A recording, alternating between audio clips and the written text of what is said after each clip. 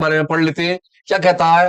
कहता the book is used, ये जो बुक होती है यूज करते हैं हम किस चीज के लिए? Recording of all cash transaction, जितनी भी कैश की ट्रांजैक्शन होती है वो चाहे किसकी हो, रिसिप्ट की हो, चाहे वो किस में हो, कैश में, पेमेंट में।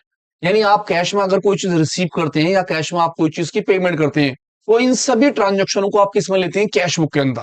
इसी के साथ साथ ऑल बैंकिंग ट्रांजैक्शन, चाहे वो रिसिप्ट की हो चाहे वो पेमेंट की हो, also record in cash book with bank column.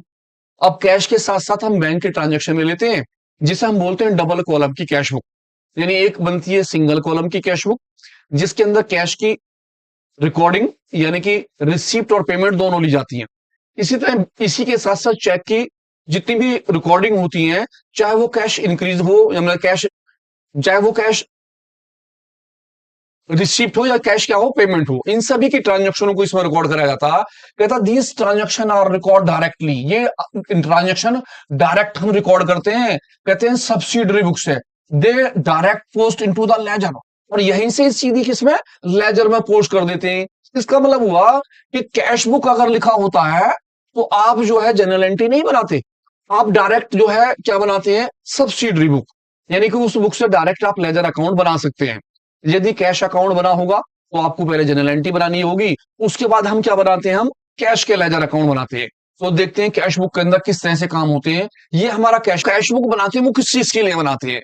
कहता है ट्रेस कर सकते हैं आप मिस्टेक, अगर कोई गलती वगैरह हो तो आप आसानी से कैश बुक में उसे पकड़ सकते हैं। डेली रिकॉर्ड्स, आपके पास कैश बुक में डेली रिकॉर्ड्स आते हैं, आप हाथ के हाथ अपना कैश मेंटेन करते रहते हैं।